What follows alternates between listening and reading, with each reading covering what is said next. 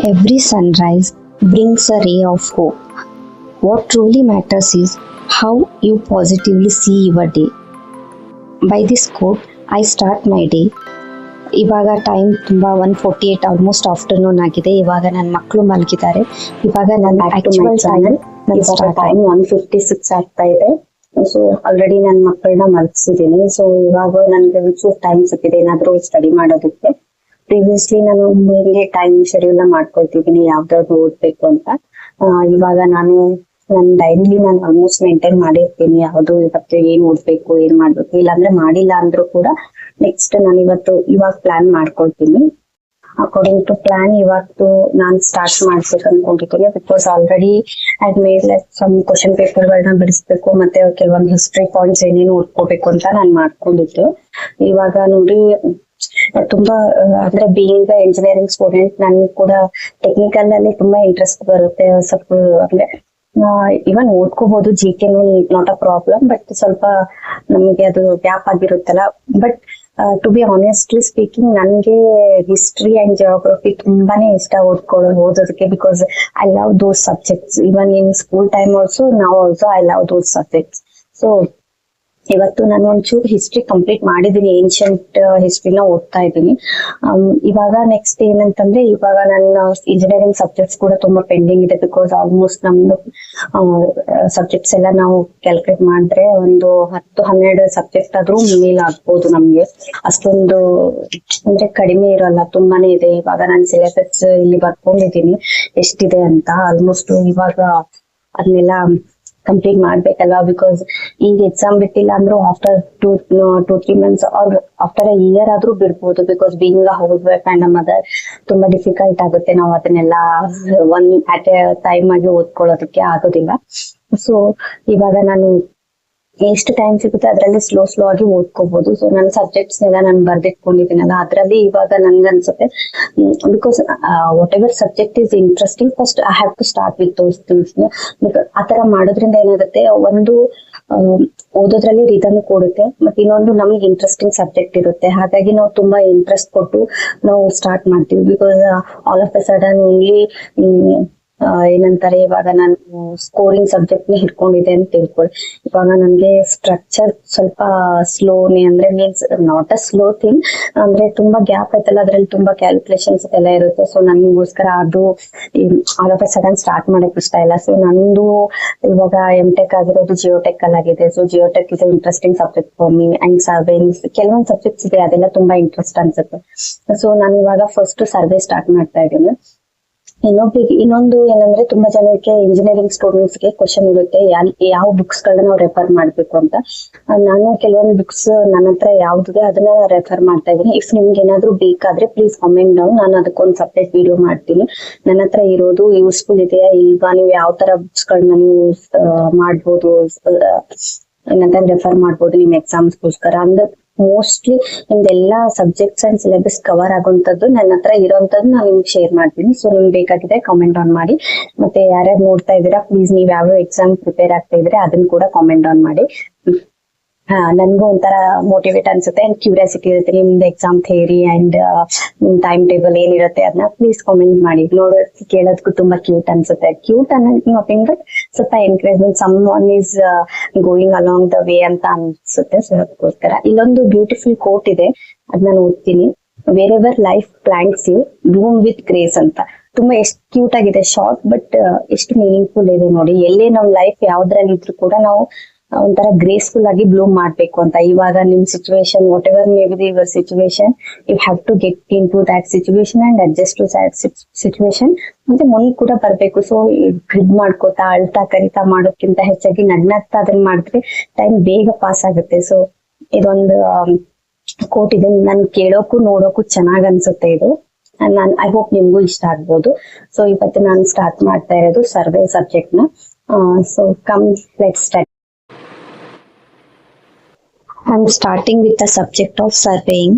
ಇವಾಗ ಫಸ್ಟ್ ಏನ್ ಮಾಡ್ತೀನಿ ಅಂದ್ರೆ, ನಾನು ಯಾವ ಬುಕ್ ರೆಫರ್ ಮಾಡ್ತಾ ಇದ್ದೀನಲ್ಲ ಅದರಲ್ಲಿ ಕಂಟೆಂಟ್ಸ್ ನ ಕೊಟ್ಟಿದ್ದಾರೆ. ಸೊ ನಾನು ನನ್ನ ಡೈರಿ ಮೇಂಟೈನ್ ಮಾಡಿದ್ದೀನಿ, ಅದರಲ್ಲಿ ನಾನು ಎಲ್ಲ ಕಂಟೆಂಟ್ಗಳನ್ನ ಬರೆದಿಟ್ಕೊಳ್ತೀನಿ. So that every time I finish one topic I will just tick on that. So that ನನ್ಗೊಂಥರ ಇನ್ಸ್ಪಿರೇಷನ್ ಕೂಡ ಅನ್ಸುತ್ತೆ, ಮತ್ತೆ ನನ್ಗೆ ಇಷ್ಟು ಕಂಪ್ಲೀಟ್ ಆಗಿದೆ ಅನ್ನೋ ಒಂದು ಸ್ಯಾಟಿಸ್ಫ್ಯಾಕ್ಷನ್ ಕೂಡ ಇರುತ್ತೆ. ಇವಾಗ ನೀವು ಕೂಡ ಅದನ್ನ ಫಾಲೋ ಮಾಡ್ಬೋದು. ಅದನ್ನೆಲ್ಲ ಆದ್ಮೇಲೆ ನಾನು ಫಸ್ಟ್ ಗೋ ಅಲ್ಲಿ ರೀಡ್ ಮಾಡಕ್ ಸ್ಟಾರ್ಟ್ ಮಾಡ್ತೀನಿ. ಬಿಕಾಸ್ ಎವ್ರಿ ರೀಡಿಂಗ್ ಪರ್ಫೆಕ್ಟ್ ಆಗ್ಬೇಕು ಅಂತ ಎಲ್ಲಿ ಬರ್ತಿಲ್ಲ.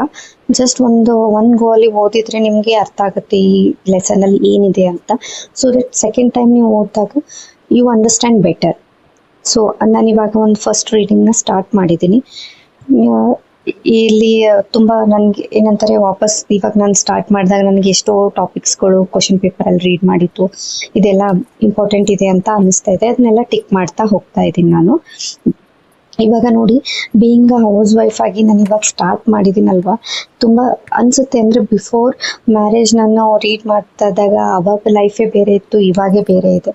ಇವಾಗ ಮ್ಯಾರೇಜ್, ಮಕ್ಕಳು, ಎಲ್ಲ ರೆಸ್ಪಾನ್ಸಿಬಿಲಿಟಿ ಜೊತೆಯಲ್ಲಿ ನಮ್ಮ ಕರಿಯರ್ ಕೂಡ ನಾವು ನಮ್ಮ ಡ್ರೀಮ್ಸ್ ಕೂಡ ಫಾಲೋ ಮಾಡೋದು ತುಂಬಾನೇ ಡಿಫಿಕಲ್ಟ್. ಬಟ್ ಅದ್ರಲ್ಲಿ ಒಂಥರ ಏನೋ ಖುಷಿ ಆಗುತ್ತೆ. ಬಿಕಾಸ್ ನಾವು ಯಾವಾಗ್ಲೂ ಹೌಸ್ ವೈಫ್ ಆಗ್ಲಿ ಮದರ್ ಆಗ್ಲಿ ನಾವು ತುಂಬಾ ಬೇರೆಯವ್ರಿಗೋಸ್ಕರ ನಮ್ಮ ಜೀವನ ಮಾಡ್ತಾ ಇರ್ತೀವಿ.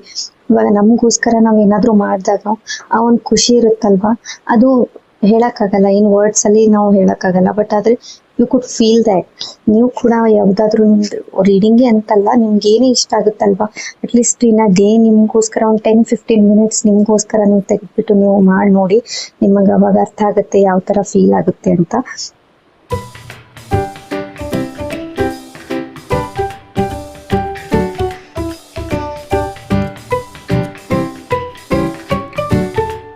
ಇವಾಗ ನೋಡಿ, ಬೆಸ್ಟ್ ಪಾರ್ಟ್ ಆಫ್ ಏನಂತ ರೆಫರಿಂಗ್ ಕ್ವಶನ್ ಪೇಪರ್ಸ್ ಅಂತಂದ್ರೆ, ಯೂಶ್ವಲಿ ಏನ್ ಗೊತ್ತಾ, ಕ್ವಶನ್ ಪೇಪರ್ ರೆಫರ್ ಮಾಡೋದ್ರಿಂದ ನೀವು ವೈಲ್ ಸ್ಟಡಿಂಗ್, ಇವನ್ ನನ್ ಕೂಡ ನಿಮ್ಗೆ ಫೀಲ್ ಆಗ್ತಾ ಇದೆ, ಸ್ಟಡಿ ಮಾಡ್ಬೇಕಾದ್ರೆ you will get to know how questions are formed.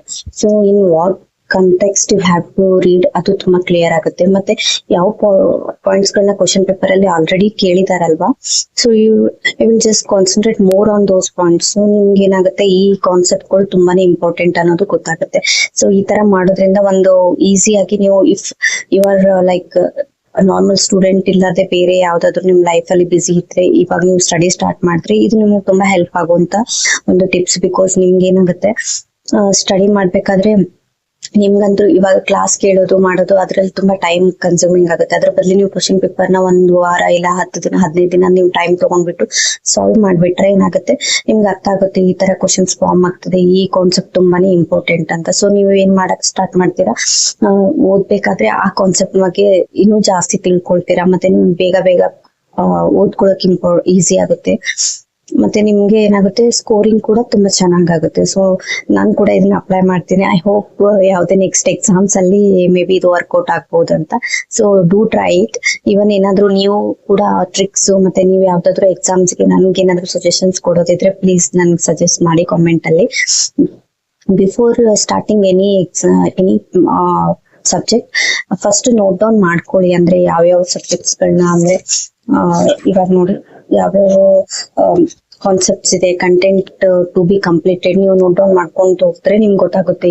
ಇವಾಗ ನಾನು ಸರ್ವೇನು ಓದ್ತಾ ಇದ್ದೀನಿ, ಇದ್ರಲ್ಲಿ ನನ್ಗೆ ಏನಂದ್ರೆ ಆಲ್ಮೋಸ್ಟ್ 21 ಕಂಟೆಂಟ್ ಗಳನ್ನ ನಾನು ಏನ್ ಮಾಡ್ಬೇಕು, ಕಂಪ್ಲೀಟ್ ಮಾಡ್ಬೇಕು. ಸೊ ಅದ್ರಲ್ಲಿ ನಾನು ಇವಾಗ 21 ಅಂದ್ರೆ, so that I can divide my days according to the contents. ಮತ್ತೆ 2 days 3 days ತಗೊಂಡು ಒಂದೊಂದು ಕಂಟೆಂಟ್ ನಾನು ಕ್ಲಿಯರ್ ಆಗಿ ಆಲ್ಮೋಸ್ಟ್ ಈಸಿಯಾಗಿ ನಾನು ಏನಂತಾರೆ ಕಂಪ್ಲೀಟ್ ಮಾಡ್ಬೋದು. ಮತ್ತೆ ಇನ್ನೊಂದು ಪಾಯಿಂಟ್ ಏನಂದ್ರೆ, ನೀವು ಸ್ಟಡಿ ಮಾಡ್ಬೇಕಾದ್ರೆ don't be in a Hari.